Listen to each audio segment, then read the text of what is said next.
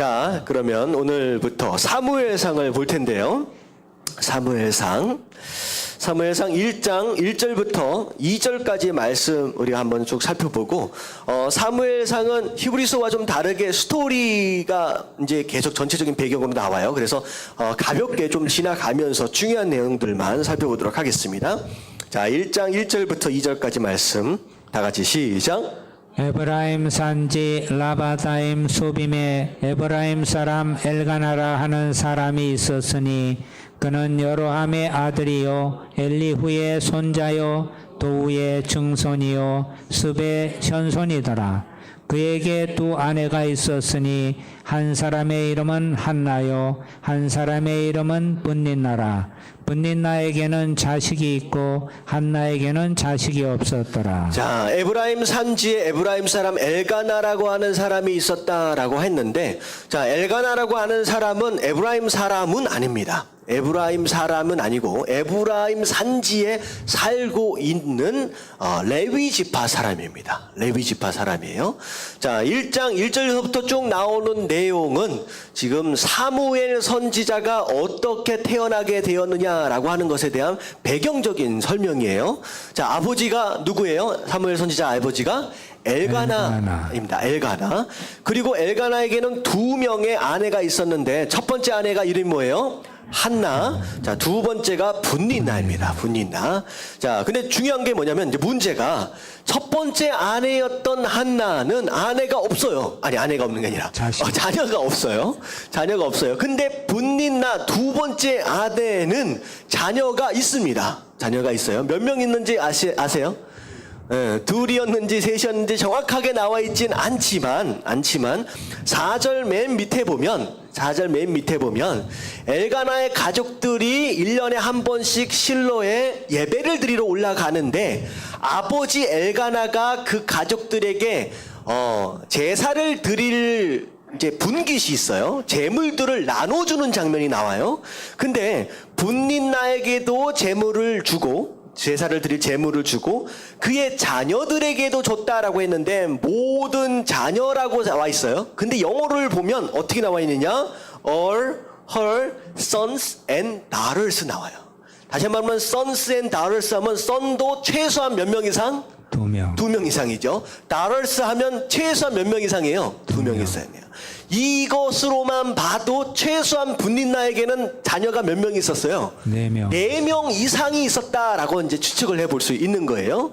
자, 그래서 어떻게 됐느냐? 한나는 애를 하나도 못 갖는 거야. 그랬는데 이 남편이 한나를 너무 사랑해서 특별히 한나에게는 분닌나에게 줬던 제물보다 더 많은 갑절의 제물을 줘서 예배를 드릴 수 있도록 도와줬다라고 하는 거예요.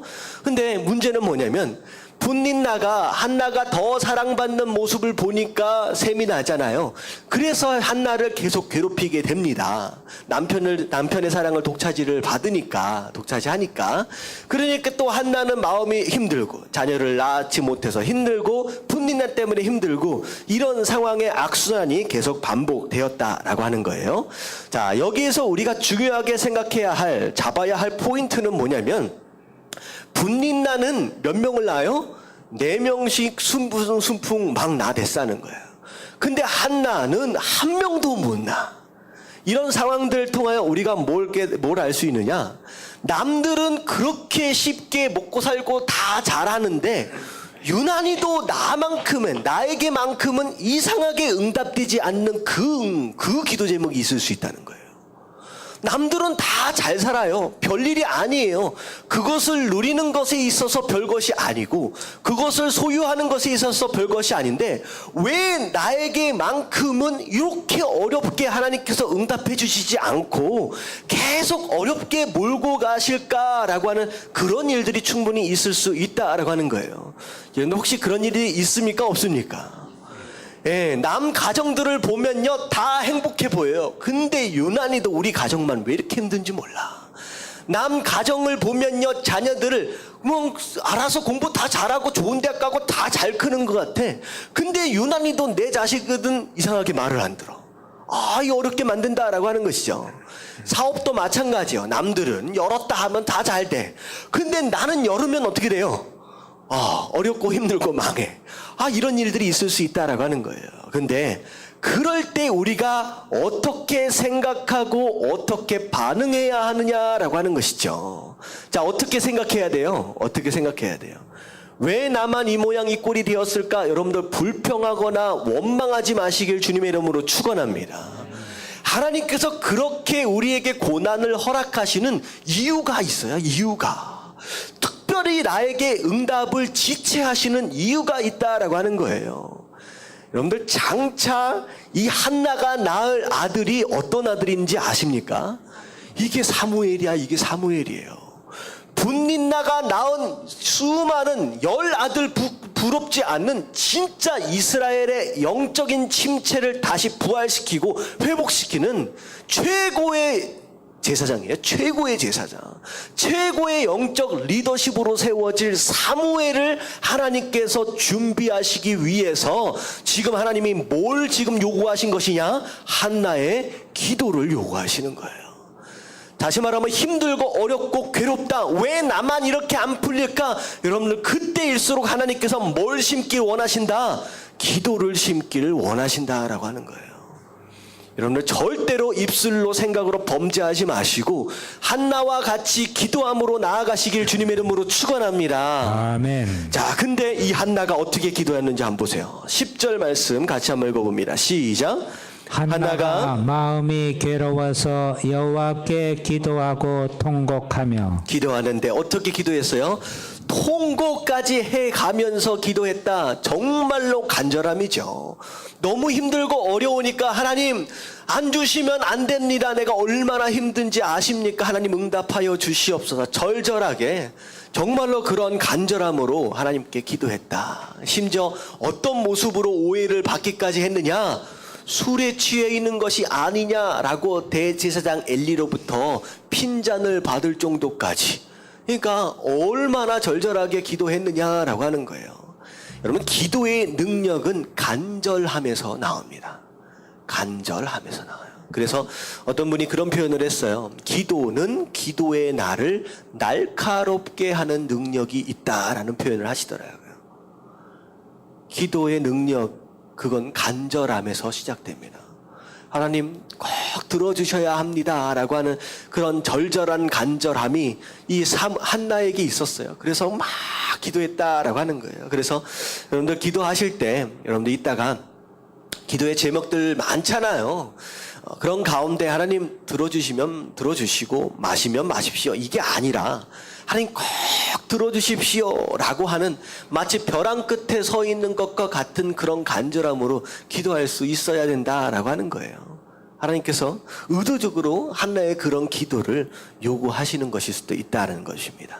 근데 중요한 건 뭐냐면 이게 이제 한나가 이야기를 하는 거예요. 내가 술에 취한 게 아니라 내 삶, 내가 자녀가 없어서 이렇게 힘들어서 정말로 그렇게 하나님 앞에 간절히 기도하고 있는 것입니다 라고 했더니 엘리가 뭐라고 얘기를 하느냐. 17절 말씀 같이 한번 읽어봅니다. 다 같이 시작. 엘리가 대답하여 이르되 평안히 가라. 이스라엘의 하나님이 내가 기도하여 구한 것을 허락하시기를 원하노라 하니. 예, 엘리가 하나님을 대신해서 응답을 해줍니다. 평안히 가라. 이스라엘의 하나님이 내가 기도하여 구한 것을 허락하시기를 원하노라. 하나님께서 응답하실 것이다 라고 대신해서 응답을 줍니다. 자, 그랬더니 중요한 게 뭐냐면 우리가 이게 믿음이라는 거예요. 18절 다 같이 읽겠습니다. 시작. 이르되 당신의 여종이 당신께 은혜 입기를 원하나이다 하고 가서 먹고 얼굴에 다시는 근심빛이 없더라. 아이가 없었을 때는 올라와서 먹지도 못하고 웃지도 못하고 계속 울기만 했어요. 근데 응답 받으니까 어떻게 보면 지금 아이를 뵌 게 아직 아니잖아요. 근데 이 엘리 제사장의 그 응답 대신하여 준 그 응답만으로도 어떻게 했어요? 이제는 먹고 어떻게 했어요? 얼굴에 다시는 근심빛이 없더라. 이 얘기는 뭐냐면 앞으로 자녀를 갖게 될 것을 뭐 했다는 거예요? 완전히 믿었다라고 하는 거예요. 완전히 믿었다는 거예요. 여러분, 이게 기도하고 응답받은 자의 모습이어야 된다라는 거예요. 응답받았다라고 하는 걸 믿는 자는 웃을 수 있어요. 웃을 수 있어요. 이런 모습이 진짜 믿음이다라고 하는 것이죠. 그래서 하나님은 기도하고 의심하면 뭐 하려고 생각하지도 말라? 받으려고 생각하지도 말라는 거예요. 의심하지 말라라고 말씀하셨습니다.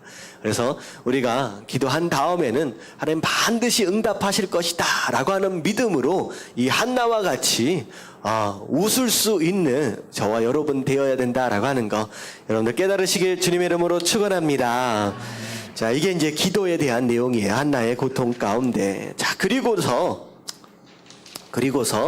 자, 19절로 넘어와서 이제 실로에서 이제 내려갑니다. 자기 집으로 내려가서 이제 엘가나와 한나가 동침하여서 정말 하나님의 응답대로 하나님께서 아들을 허락하십니다.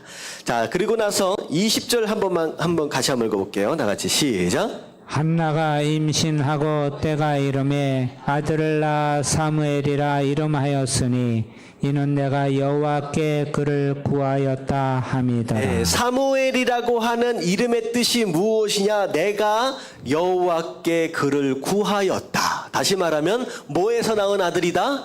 기도에서 낳은 아들이다라고 하는 거예요. 그래서 기도에서 낳은 아들, 그것을 그냥 이름으로 붙였습니다. 그랬더니 사무엘이 어떤 사람이 됐어요?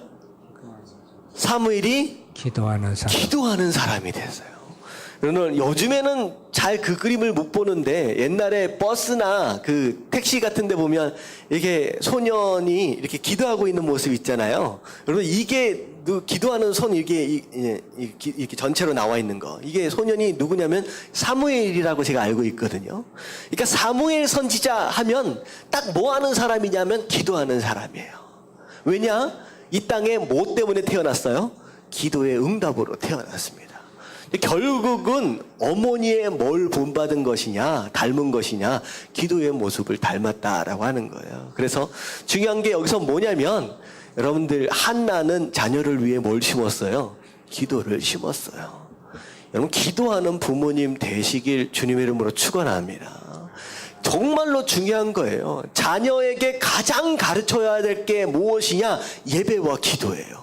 어떻게 예배를 드려야 하느냐와 어떻게 기도해야 하느냐라고 하는 것을 가르치는 게 부모가 자식에게 가르쳐야 할 가장 중요한 것입니다.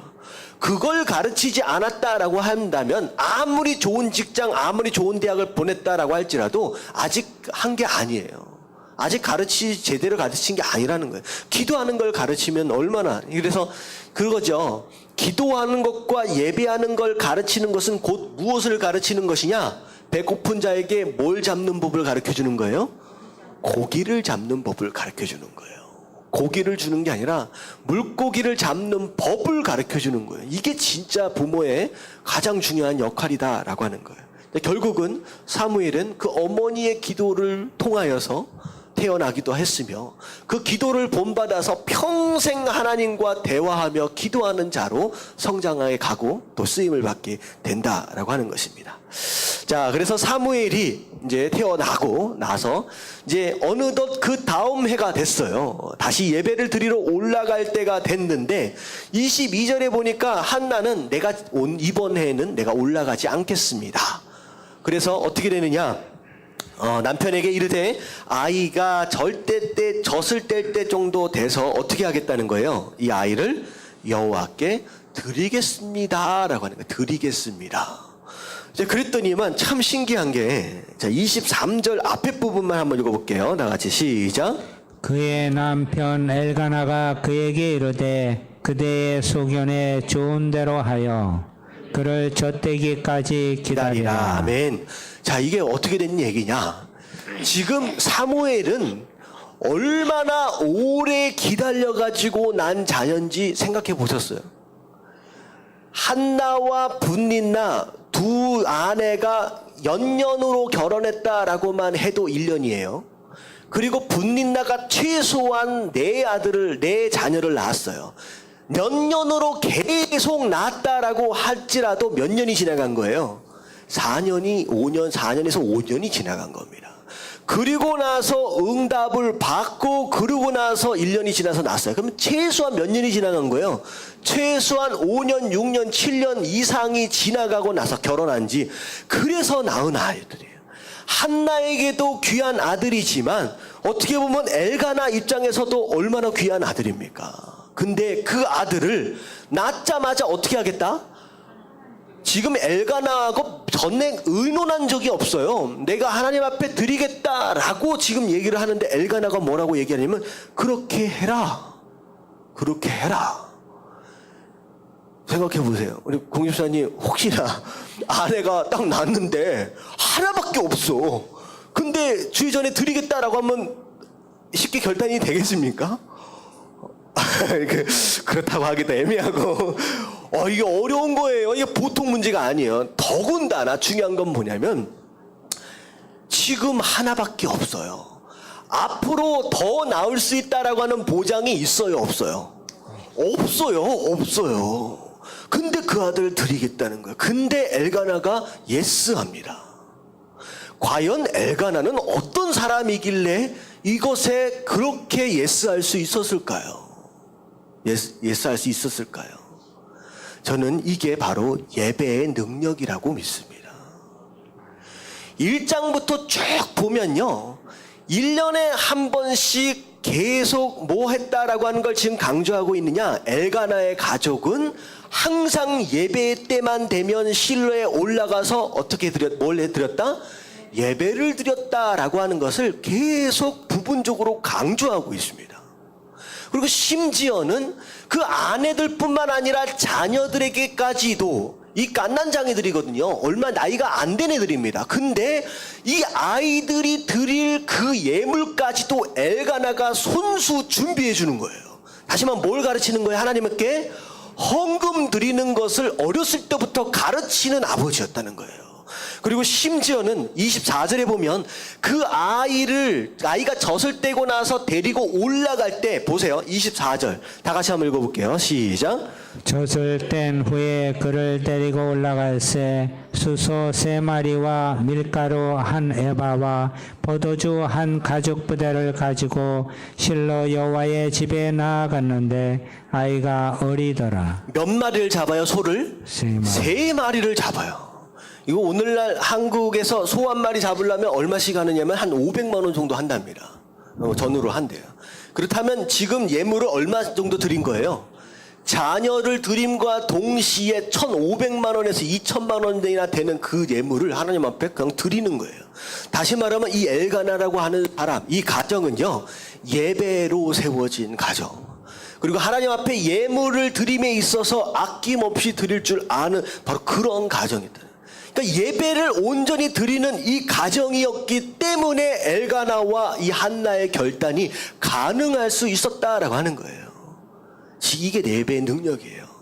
그래서 제가 왜 예배를 강조하는지 아시겠죠? 아멘. 드려라 뭐하라 할 필요 없어요. 정말로 예배를 예배답게 드릴 줄 아는 사람은요, 말 안 해도 뭘 어떻게 살아야 하는지 알아서 행동할 수 있게 되는 거예요.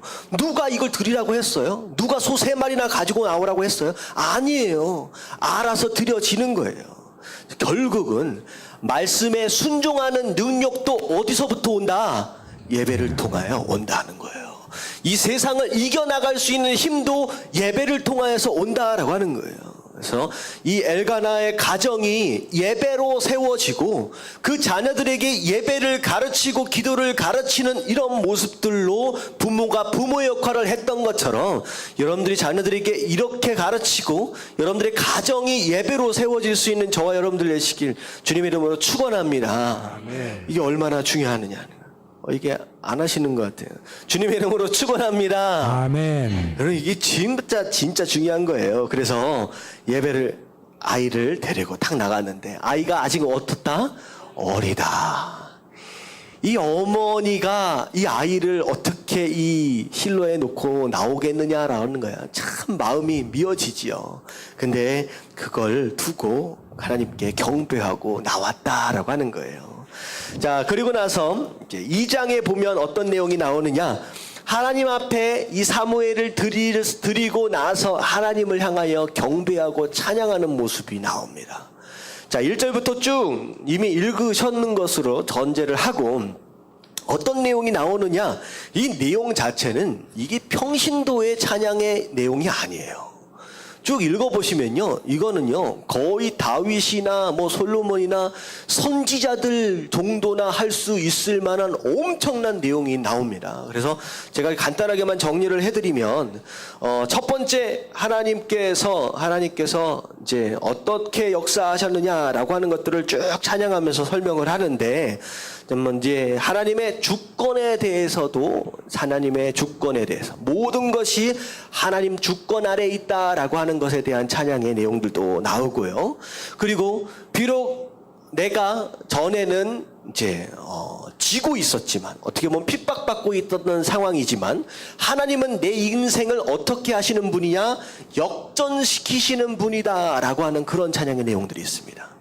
비록 나는 전에는 이랬었지만 내가 하나님의 은혜를 입고 나서 내 인생이 완전히 뒤집어졌다, 역전되었다, 반전되었다라고 하는 그런 내용이 있고요. 그리고 뒷부분에 보면 하나님의 능력은 이것이다라고 얘기하면서 그 엄청난 능력을 하나님께서 이 한나가 찬양을 하게 되는 것이죠. 자, 결국은 한나의 이 깊이 있는 찬양은 결국 무엇을 통하여 이제 할 수 있게 되었느냐? 하나님을 기도로 또 응답으로 경험한 것으로 인하여 이런 깊이 있는 찬양이 가능해졌다라고 하는 것이죠. 그래서 이제 일반적으로 그렇습니다. 이제 기도를 들으면 내가 기도를 어떻게 하느냐라고 하는 것을 들으면요, 내가 삶을 통하여 하나님을 얼마나 깊이 있게 만나고 있느냐라고 하는 것이 보이게 됩니다. 기도만 들으면요. 다시 말하면 여러분들이 하나님을 그저 말씀이나 이런 것을 통하여서만 겉으로 아는 그런 정도가 아니라 이런 관계와 이런 응답과 이런 경험을 통하여 깊이 알아갈 수 있는 그런 신앙생활이 되어야 한다라고 하는 거. 여러분 삶을 하나님을 머리로 만나시지 마시고 여러분 삶으로 만나시길 주님의 이름으로 축원합니다. 삶으로 경험되니까 이 한나가 이 보통 찬양이 아니에요. 이런 찬양을 하게 되었다라고 하는 것이에요. 자, 좀 넘어가서 2장 12절부터는요. 그 전까지만 해도 하나님께서 이제 사무엘이 어떻게 태어나도록 하셨느냐라고 하는 출생 이제 배경에 대해서 얘기를 했는데 갑자기 엘리 집안에 대한 설명이 갑자기 나와요. 엘리 그 아들들. 자, 엘리 아들들 이름이 뭔지 기억나세요? 홈니와 비느하스죠. 이 두 아들이 상당히 이제 심각한 이제 문제를 일으킵니다. 자, 12절 말씀 같이 한번 읽어볼게요. 다 같이 시작.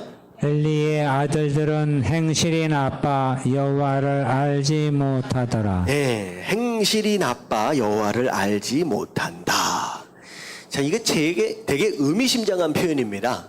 엘리의 제사장, 엘리가 대제사장이니까 이 아들들은 뭐였어요? 실제로 제사장들이었거든요. 이 제사장이었음에도 불구하고 하나님은 뭐라고 평가하고 있느냐? 그들이 행동하는 걸 보니까 얘네들이 나를 지금 알고 있는 거예요? 모르고 있는 거예요? 모르고 있는 거라는 거예요. 무슨 내용인지 아시겠어요? 그러니까 우리가 어떻게 살아가고 있느냐라고 하는 걸 보면 이 사람이 지금 하나님을 알고 있느냐, 하나님을 모르고 있느냐라고 하는 게 어떻게 된다는 거예요? 나타난다는 거예요. 여러분 삶을 통하여 내가 하나님을 정말로 깊이 알고 있다라고 하는 것이 드러나야 하는 게 진짜 신앙이에요. 아멘. 여러분 한 번만. 그게 진짜 신앙이에요. 아멘. 아멘. 여러분 행동이 얼마나 중요한지 딱 보면 알아요. 예배를 드리는 모습을 보면 이 사람이 지금 하나님을 아는 사람이구나 아니면 모르는 사람이구나 라고 하는 것이 증명되어진다는 거예요. 삶을 보면 행동을 보면 심지어 제사장 심지어 오늘날로 얘기하면 뭐라고 할지라도 목사라고 할지라도 그 사람이 어떻게 살아가고 어떻게 행동하고 어떻게 예배를 드리고 있느냐라고 하는 것만 봐도 이 목사는 하나님을 아는 목사인지 모르는 목사인지도 알 수 있다라고 하는 거예요. 저도 이 말씀을 통하여 저 자신을 돌아봐야 하고 여러분들도 돌아볼 수 있게 되길 주님의 이름으로 축원합니다. 아멘. 도대체 무슨 일들을 저질렀느냐 13절부터 나오는 내용이 뭐냐면요. 하나님께 드려지는 예물이 있어요. 제물을 드리는데 가마솥에다 놓고서 이제 삶는 어떤 그런 과정이 있어요. 그랬을 때 하나님께 드려지기도 전에 뭐 했어요? 갈고리를 넣어가지고 찝어가지고 그냥 가져가는 거예요. 다시 말하면 하나님의 것을 뭐 하는 거예요? 도둑질하는 상황까지 벌어졌다라고 하는 것이죠. 그리고 나중에 16절 정도에 보면 심지어 제사를 드리는 초기 단계. 그러니까 삶는 과정까지 아예 가지도 않았어요. 초기 단계 각을 뜨고 안에 있는 내장을 끄집어내서 태우려고 하는 그 과정 안에서 뭐라고 얘기했냐? 삶은 고기를 안 좋아한대. 그래서 어떻게 했느냐? 그냥 날고기를 통째로 뺏어갑니다. 그랬더니 바치려고 하는 사람이 안 된다, 못 준다 라고 하니까 심지어 여기서 지금 수종 드는 사람들이라고 했는데 여기 보면 이제 사환이라고 나와 있거든요. 이 사환이 어떻게 되냐? 윽박지르면서 강제로 뺏어갑니다. 그러니까 이 사환이 약간 어떤 분위기냐면요. 이 깡패들 있잖아요. 불량배들. 이런 분위기예요. 힘 좀 쓴다라고 하는 사람들 시켜가지고 강제로 잘라가지고 도둑질을 하는 그런 일들까지 했다라고 하는 거예요. 그래서 하나님께서는 이런 이 두 아들, 이 제사장의 모습들을 보면서 17절에 뭐라고 말씀을 하시느냐. 같이 한번 읽어볼게요. 시작. 이 소년들의 죄가 여호와 앞에 심히 크면 그들이 여호와의 제사를 멸시함이었더라. 네, 그들이 여호와의 제사, 다시 말하면 예배를 멸시했다, 무시했다. 하나님께서는 이거 못 참으세요. 나에게 드려지는 이 예배를 무시한다. 나중에 좀 설명이 더 되어질 수 있는데요. 이걸 굉장히 힘들어 하시는 거예요. 어떻게 나를 알지 못할 뿐더러 나에게 드려질 이 예배를 어떻게 무시할 수 있느냐라고 하는 거예요. 근데요, 이게요, 누구 때문에 이런 상황이 벌어졌느냐? 사실은 자녀들이 가장 문제였죠. 근데 부모도 만만치 않는 이제 역할을 했다라고 생각할 수밖에 없습니다. 왜냐하면 일단 나중에 나오는데 이 엘리의 아들들이 이런 일을 저지를 때 당연히 엘리도 여기에 대한 소문을 듣게 되죠. 근데 단 한 번도 책망하거나 꾸중하거나 경책하거나 했던 흔적이 없이 그냥 계속 시간이 지나져 갑니다. 아예 그것 자체가 삶의 습관이 되어질 때까지 기다리는 것처럼 시간이 지나져 가는 거예요. 그리고 또 중요한 표현 자체가 하나가 있는데요. 엘리는 하나님께 드리는 제사, 하나님께 드려지는 어떤 그런 이제 예배를 얼마나 중요하게 생각했느냐라고 생각해 볼 수 있어요. 엘리가 예배를 드리는 태도가 이 앞에 한번 나와요. 이 앞에 언제 나오는지 아세요? 이 말씀 묵상을 깊이 하신 분들은 이게 발견이 됩니다. 이 앞에 한번 가보세요. 자, 1장 9절에 한나가 하나님께 예배를 드리는 장면이, 기도를 드리는 장면이 나와요. 이 9절 말씀 한번 읽어볼게요. 자, 9절 다 같이 시작. 그들이 실로에서 먹고 마신 후에 한나가 일어나니 그때 제사장 엘리는 여호와의 전 문설주 곁 의자에 앉아 있었더라. 자, 엘리가 예배드리는 자세가 어떤 상태예요? 문설주 옆에 뭐 하고 있었다? 앉아 있었다. 자, 우리가 히브리서를 보면 인간 제사장은 성막 안에 들어가서 어떻게 예배를 드린다? 서서 예배를 드린다. 다시 말하면 성막 안에는 제사장이 앉아 있을 수 있는 의자나 공간이 없습니다. 들어가는 순간서부터 끝날 때까지, 그리고 나올 때까지 어느 장소에서든 앉아 있을 수 있는 장소가 없어요. 원래는 없어요. 근데 이 대제사장은 뭐 하고 있었어요? 성도들이 나와서 기도를 하는 과정 가운데 문설주에 뭐 하고 있었다? 주저앉아 있었다. 이게 엘리가 하나님 앞에서 드리는 예배의 태도였다라고 하는 거예요. 예배의 태도였다는 거예요. 지금 이 모습을 누가 보고 배우는 거예요? 자녀들이 보고 배우는 거예요. 그럼 반드시 예배를 드릴 때는 하나님 앞에서 예배를 드리기도 하지만 나와 함께 있는 누군가, 내 자녀가 있다라고 한다면 그 자녀가 내 예배의 모습을 보고 배웁니다. 그럼 이게 너무 중요한 거예요. 이런 모습, 엘리가 그렇게 주저앉아서 그렇게 예배를 드리고 있는 모습들이 일상화되어짐으로 인하여서 그 자녀들은 하나님을 두려워하지 않게 되는 거예요. 심지어는 무슨 일까지 저질렀느냐? 나중에 어떤 일까지 저질러요? 성전 안에서 수정드는 여인들과 동침하는 장면까지가 나옵니다. 이게 말이 안 되는 일이에요. 그러니까 얼마나 부모가 어떻게 예배를 드리고 가르쳤길래 자녀가 이 상황까지 갔겠느냐라고 하는 것이죠. 자, 그런데 중요한 게 뭐냐면 17절에 이 자녀들이 하나님께 드리는 예배를 멸시했다라고 평가하는 반면 누구 얘기가 나오느냐? 18절에 사무엘 이야기가 나옵니다. 비록 그 엘리의 자녀들, 두 아들들은 그렇게 망가져 가고 있었지만, 비록 제사장이었어도 그렇게 망가져 가고 있었지만, 사무엘이라고 하는 이 사람은 아름답게 성전 안에서 성장해 가고 있는 모습을 얘기를 하고 있는 거예요. 딱 보니까 18절에 보니까 1년에 한 번씩 한나가 뭘 만들어 가지고 오느냐? 제사장이 입는 에봇을 입혀서 에봇을 만들어 가지고 오는 거예요. 결국은 이 한나는 이 사무엘을 하나님 앞에 드리는 순간서부터 뭘 각오했어요? 이 자녀가 장차 뭐가 될 것이다? 하나님의 예배를, 제사를 집회하는 제사장이 될 것이다 라고 하는 그 마음, 그 소원 가운데 제사장으로 키워가는 거예요. 제사장으로. 자, 그래서 겉옷을 지어서 가지고 올라오는데 이제 엘리가 엘가나하고 그 아내에게 축복을 합니다. 20절 말씀 한번 보세요. 20절 다 같이 시작.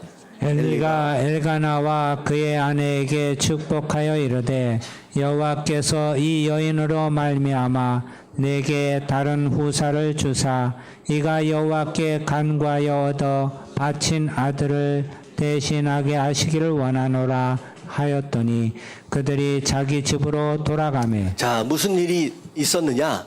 이게요, 자녀를 바칠 때 다로 또 하나님께서 자녀를 주실 것이다 라고 약속하시면 드리겠습니다가 아니라 그냥 드렸어요. 드렸더니 어떻게 하나님께서 축복을 하시느냐? 대신해서 주겠다. 하나님께서 알아서 주시는 거예요. 그래서 21절을 보니까 여호와께서 한나를 돌보시사 그로 하여금 임신하여 어떻게 몰랐어요? 세 아들과 두 딸, 몇 명입니까? 5 자녀를 하나님께서 이제 허락하셨다라는 거예요. 사무엘까지 얘기하면 6명이죠. 이런 겁니다. 하나님께 약속했던 거 소원이었죠. 그리고 하나님께 아낌없이 드릴 수 있는 자들에게 부어주시는 축복은 하나 바쳤으니까 하나 주시는 게 아니라 하나 드렸더니 얼만큼 주셨어요? 5배를 주시는 거예요. 5배를. 이게 이제 하나님께서 이제 축복하시는 방법이죠. 이제 얼마나 기분이 좋았을까요? 첫째 아들은 주의 전 안에서 제사장으로 길리워져 가고 그와 더불어서 5 자녀나 얻어가지고 풍성한, 이제는 분인나에게 할 말이 있게 되겠죠. 얼마나 이게 역전 드라마를 쓰는 거예요. 그동안 나를 괴롭히고 힘들게 했던 분인나의 얼굴을 한번 생각해 보세요. 어떤 얼굴이 되는가. 그리고 나중에 사무엘이 진짜 이스라엘의 영적 리더십으로 딱 세워지는 그때의 분린나 얼굴을 한번 생각해 보세요. 이게 신앙인들이 사는 방법입니다. 그래서 우리는 그렇게 세상 사람들 하는 것처럼 우리가 애쓰고 노력해가지고 그렇게 해가지고 간실히 살아남는 그런 존재가 아니라 우리는 하나님께 예배드리고 하나님을 열심히 섬기고 예배하는 것으로 인해요. 드림으로 인하여 그냥 예상치도 못하는 축복들이 옆에서 그냥 들어오는 거예요. 이게 우리 신앙인들이 살아가는 방법이다라고 하는 거. 여러분들 깨달아지시길 주님의 이름으로 축원합니다. 자, 그런데 이제 2장 22절에 보면 이제 엘리의 두 아들이 죄악이 극에 다다릅니다. 아까 제가 말씀드렸다시피 회막 문에서 수종드는 여인들과 동침하기까지 하는 그런 상황들이 벌어졌어요. 그랬더니 자 이제 엘리가 이 두 아들을 불러서 뭐라고 얘기하느냐, 너의 악행을 이 모든 백성들에게서 듣노라. 내가 소문을 들었다라는 거예요. 네가 뭐하고 니네들이 뭐하고 다니는지. 자 그랬더니 25절 말씀 같이 한번 읽어볼게요. 다 같이 시작. 사람이 사람에게 범죄하면 하나님이 심판하려니와 만일 사람이 여호와께 범죄하면 누가 그를 위하여 간구하겠느냐 하되 그들이 자기 아버지의 말을 듣지 아니하였으니 이는 여호와께서 그들을 죽이기로 뜻하셨음이더라. 예, 이건 두 가지 의미가 있죠. 아무리 얘기해도 이제는 듣지를 않아요. 다시 말하면 뭘 놓쳐버린 거예요? 때를 놓쳤어요. 어렸을 때 가르치고 어떻게 보면 훈련을 시켰어야 되는데 이미 너무 커버렸어요. 더 이상 말을 듣지 않는 상황까지 벌어졌습니다. 그리고 또 중요한 건 뭐냐면 만약에 말을 안 들었다라고 한다면 이들이 제사장들이거든요. 원래 이런 식으로 범죄를 하면 당장에 뭐 했어야 돼요? 이건 죽여야 되는 거예요. 아들들이었지만 이건 죽어 마땅한 죄입니다. 이건 율법에도 나와 있는 죄예요. 어떻게 성전 안에서 그렇게 할 수 있느냐라고 하는 거죠. 근데 엘리는 그렇게 하지 않았습니다. 왜 그렇게 하지 않았을까요? 말해도 안 들었어요. 이미 때가 늦었어요. 그럼에도 불구하고 끝까지 이제 심판하지 않고 징계하지 않았던 이유가 바로 29절에 나와 있습니다. 29절에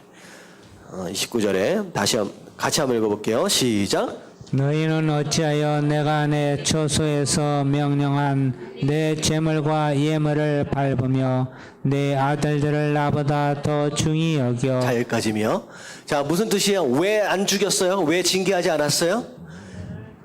엘리가 그의 아들들을 하나님보다 더 중요하게 생각했다. 다시 말하면 엘리에게 있어서 그 아들들은 어떤 존재예요?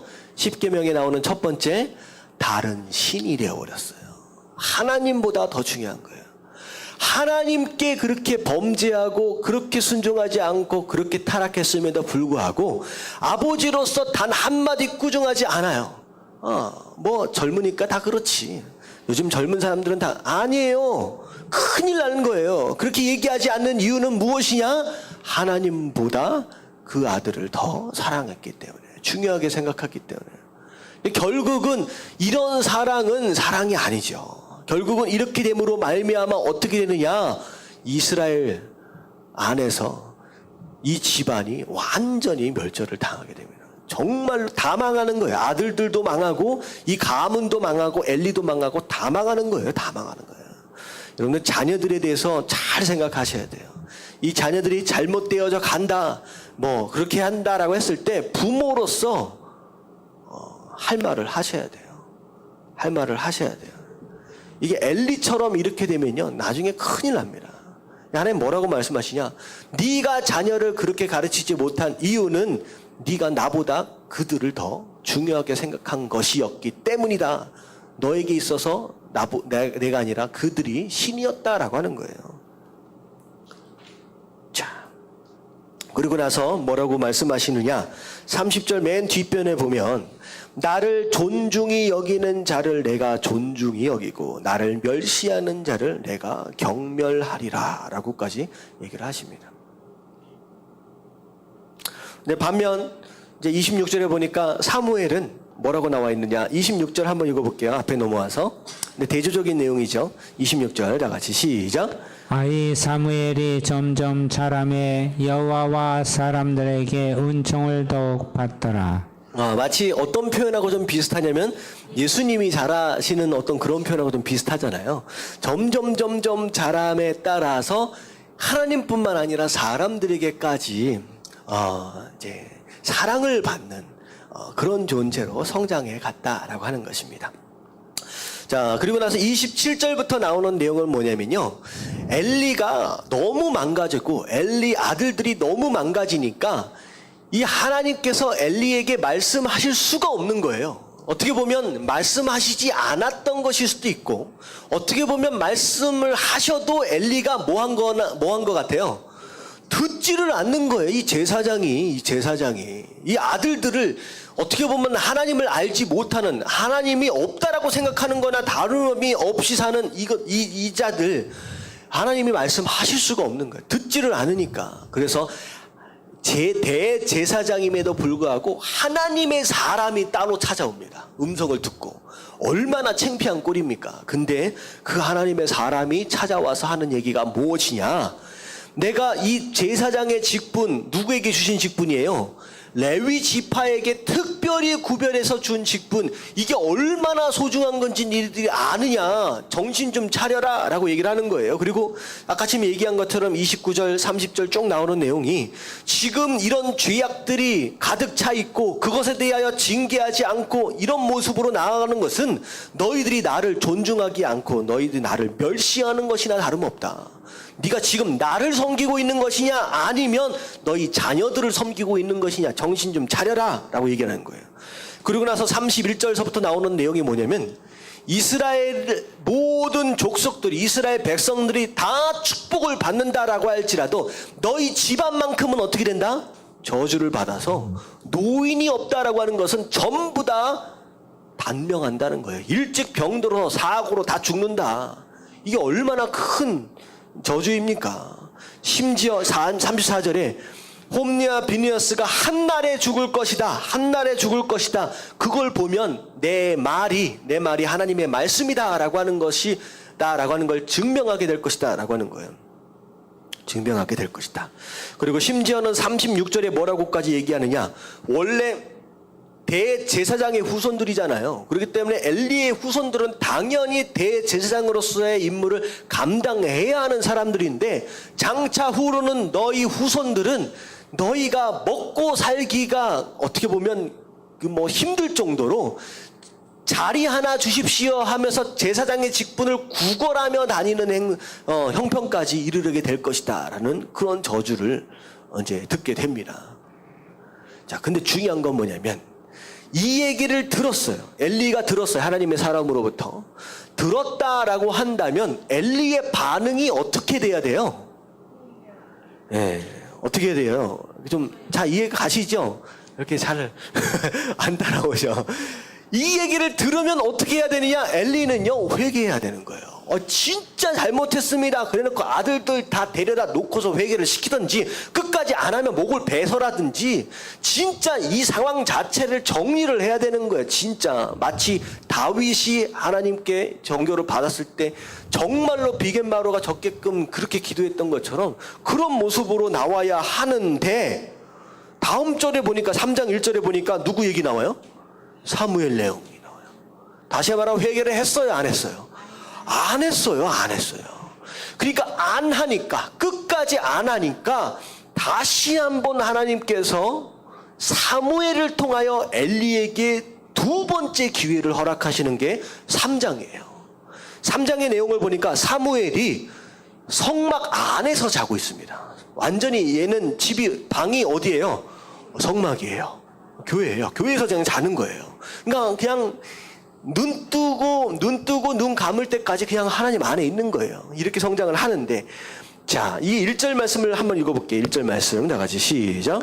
아이 사무엘이 엘리 앞에서 여호와를 섬길 때에는 여호와의 말씀이 희귀하여 이상이 흔히 보이지 않았더라. 자, 얼마나 영적으로 침체되어 있었느냐? 하나님이 말씀하시는 게 흔했어요? 흔하지 않았어요?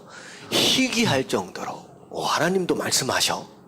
여러분, 하나님은 말씀이신 분이에요.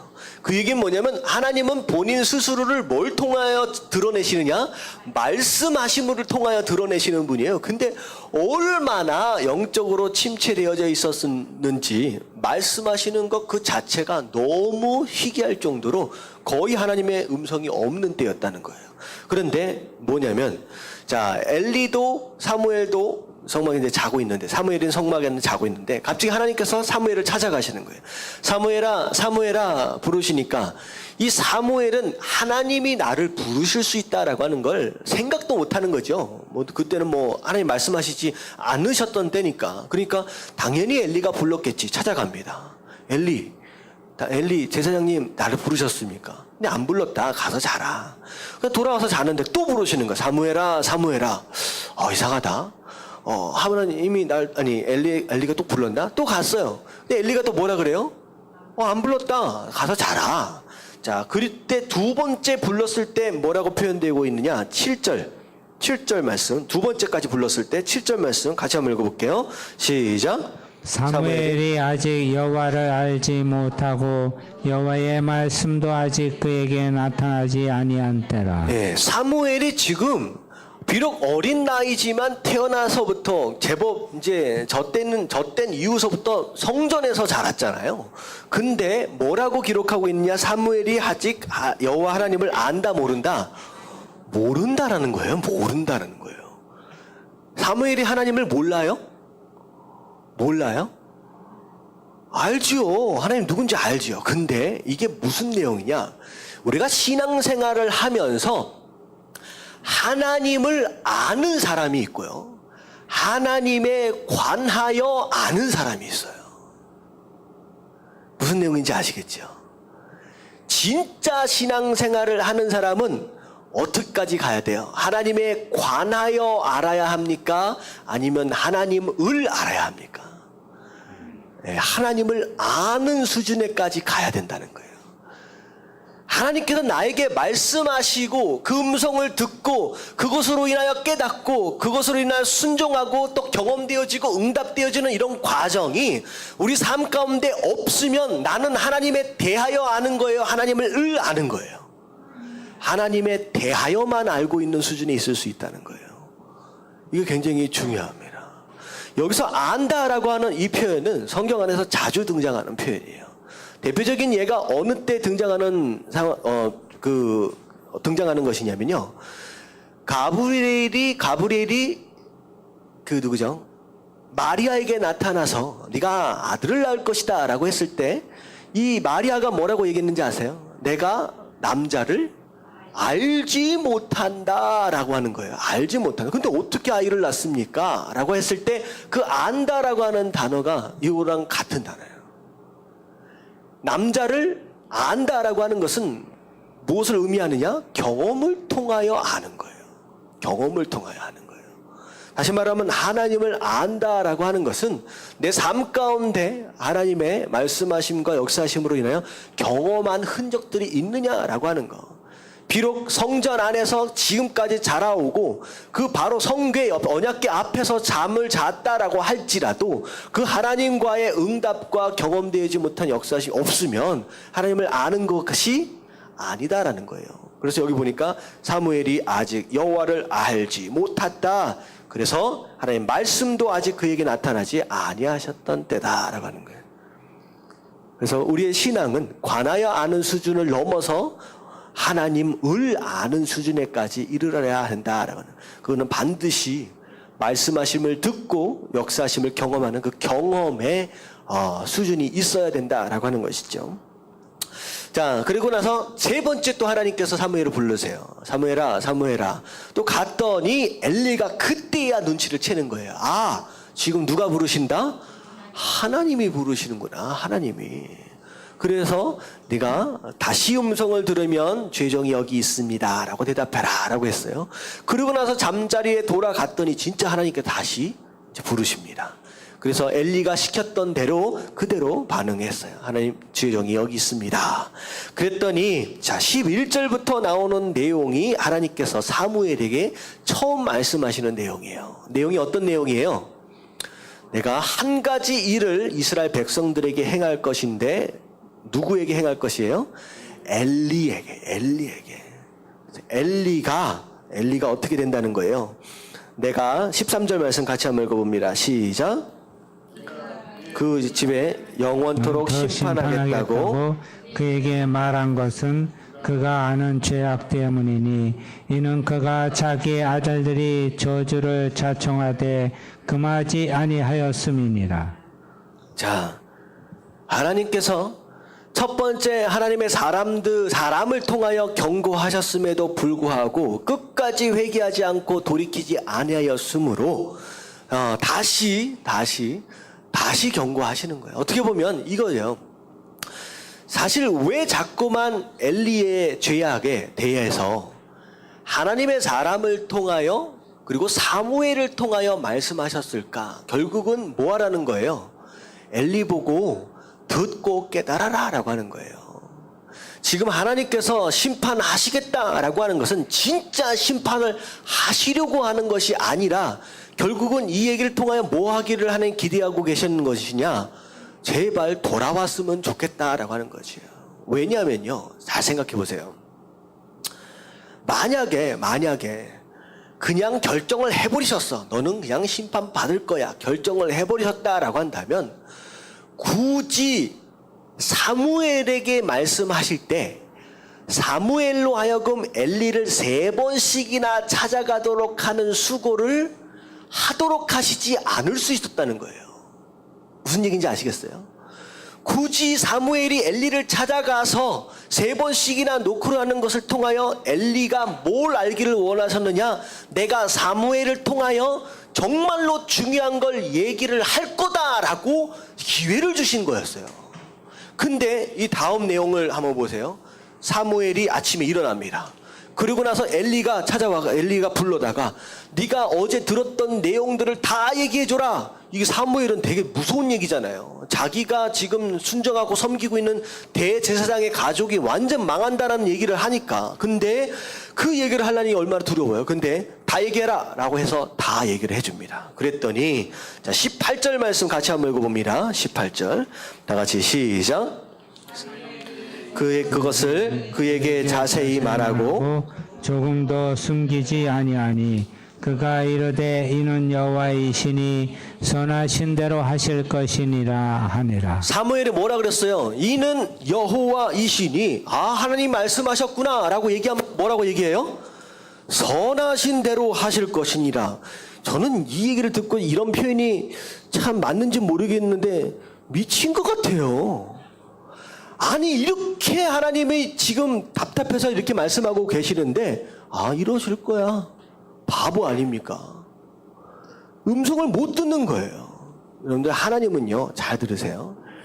성경 말씀을 통하여 설교 말씀을 통하여 환경을 통하여 사람들을 통하여 꿈을 통하여 환상을 통하여 여러 가지 사건들을 통하여 문제를 통하여 하나님은 우리 삶 가운데 뭐 하시기 원하세요? 말씀하시길 원하세요. 근데 사람들이 그걸 들어요? 안 들어요? 못 들어요. 안 들어요.